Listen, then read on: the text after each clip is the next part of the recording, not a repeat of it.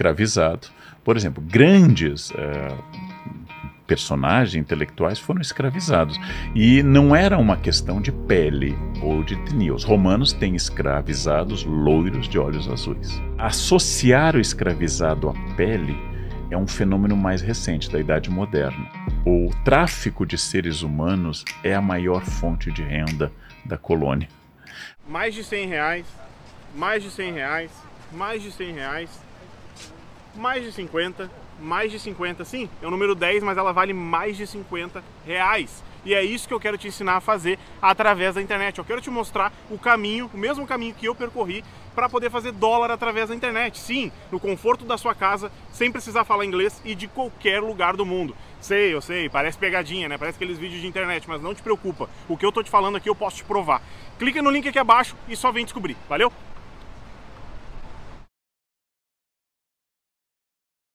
Século XIX, o preconceito é muito mais antigo. Então, o racismo... Aí eu queria entender, quando é que o homem olhou para o outro e falar, a cor da pele dele é menos do que eu posso escravizar, quando que acontece isso? Só para lembrar que tanto em Grécia quanto em Roma, em todas as sociedades escravistas, persas, etc., a escravização de um ser humano não dependia da sua melanina. Os romanos tinham escravos germânicos. Quem era derrotado em guerras. Houve, em alguns momentos da história romana, antes de uma reforma na República e também em Atenas, eram escravos por dívidas. Tá. Ou seja, você não conseguiu pagar e você vai oferecer filhos ou ter que ser escravizado. Para pagar essa dívida. Mas geralmente em Roma, a escravização deriva de uma derrota em guerra. E aí um romano, ele trata o escravizado não exatamente pela aparência. O romano, por exemplo, vai comprar no mercado um professor de grego para os seus filhos. Então comprar? Lá porque ele tem gregos escravizados, ele precisa de preciso de um professor de grego bem formado. Aí capturamos essa cidade e tem esses professores.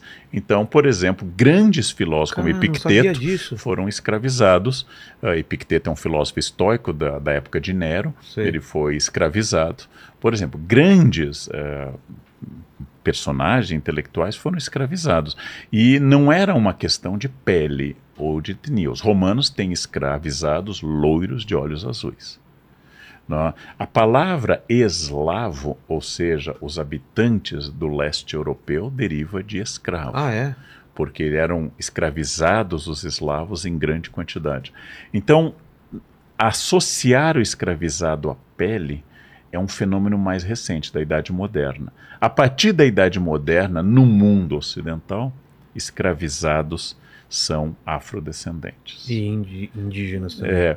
O indígena foi escravizado desde o início, mas o indígena tem uma questão. Quando se inventa que o indígena é preguiçoso, é uma justificativa porque o indígena não dá o lucro que o africano dá, porque não tem o comércio de tráfico.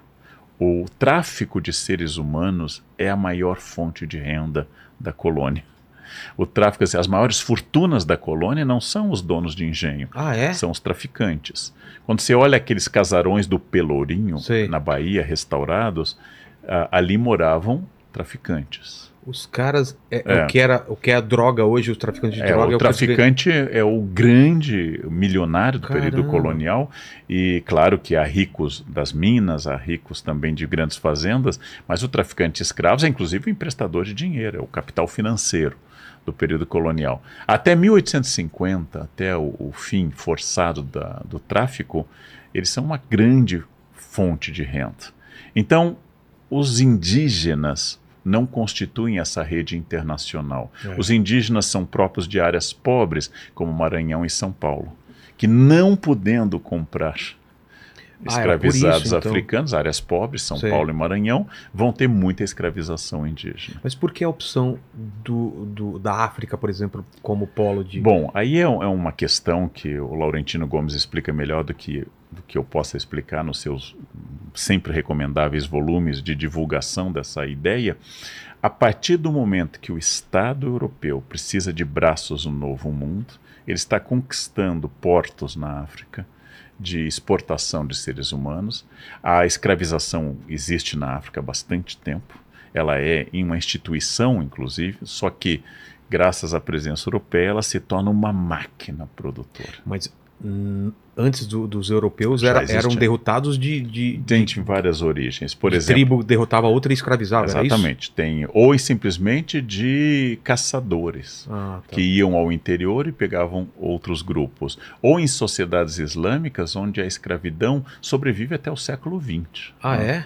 Então, nós temos escravizados no mundo islâmico até o século XX. Ele continuou. Continuou, depois- porque era uma instituição cultural prevista e faz parte desse sistema. Agora, a partir da Europa, o que acontece é que esse sistema se torna um sistema definidor de todo o continente. Entendi. É como se agora eu pudesse dizer assim, sempre houve consumidores de drogas no Brasil, mas de repente chega a figura do traficante e este vai reorganizar a economia, a força política em torno do comércio atlântico de escravizados. E todo mundo ganhou, né? Todo mundo ganhou. Alguns países que foram grandes traficantes, como Inglaterra e Holanda, por vários motivos que daria outro programa, foram abandonando isto. Aliás, assista um programa que a gente fez sobre escravização aqui no Brasil, que a gente fala muito sobre isso. E esses países foram abandonando a Holanda e a Inglaterra. E outros, como Portugal,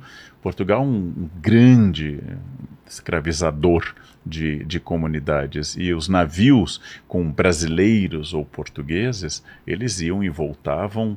O comércio triangular, que a gente chama, por exemplo, anglo-saxão. Saíam de Portugal, iam para a África e vinham para o Brasil. Hoje nós sabemos que o comércio horizontal é muito frequente na colônia. Esse é um debate muito grande. Ou seja, as relações entre Luanda e Salvador, entre Angola e a Bahia, são muito fortes. Ou seja, aqui se cria um sistema que não passa mais diretamente por Lisboa. Ah, já é direto? Quando os holandeses conquistam o Nordeste, primeira tentativa, tomam Salvador e depois são expulsos de lá, quando voltam em 1630, os holandeses têm uma visão muito prática do mundo. Conquistam grande parte do Nordeste, do norte da Bahia, até quase o que hoje é Maranhão e Ceará, os holandeses conquistaram. Toda a região açucareira de Pernambuco. Eles perceberam uma coisa, isso aqui não vale nada se nós não conquistarmos Angola. Sério? E aí os holandeses mandam uma frota para Angola. Para dominar o tráfico. Dominar o tráfico, porque não existe Brasil, como diz o padre Antonil num documento do século XVIII, o escravo, ele usava a expressão que hoje nós não usamos mais, o escravo constitui nas mãos e nos pés do senhor de engenho. Então, a partir desse momento... Se não houvesse escravidão, não existia a exploração do Brasil de qualquer tipo de... Não tem como fazer com a cana-de-açúcar, que é uma gramínea exótica, né? Não é do Brasil, não tem como você fazer em larga escala essa monocultura e o engenho se não houver mão de obra em larga escala. Né? E isto é um dado de construção do país. Olha que absurdo. Então, tinha toda uma escala que ganhava nisso que não tinha o menor interesse em terminar esse tráfico. Não. E aí precisa... Como você domina alguém? Eu posso dominar diretamente pela força. Eu sou mais forte, eu domino. Com armas. Mas essa dominação, há muito tempo, a gente sabe que ela é problemática. Então, para eu te dominar, a grande questão é eu te convencer que você é inferior. Exato. Que sua aparência física é feia, que você é estúpido, que a sua religião é inferior, é do mal, né? E que a minha cultura é superior e que a minha civilização é superior. Eu preciso convencer negros, eu preciso convencer mulheres, eu preciso convencer gays de que eles são menos do que aquela cultura. No caso do Holocausto, judeus... Exatamente. Que são... Então, antes de Auschwitz, eu tenho que fazer literatura antissemita. Antes de abrir os portões do campo de concentração, eu tenho que fazer piada.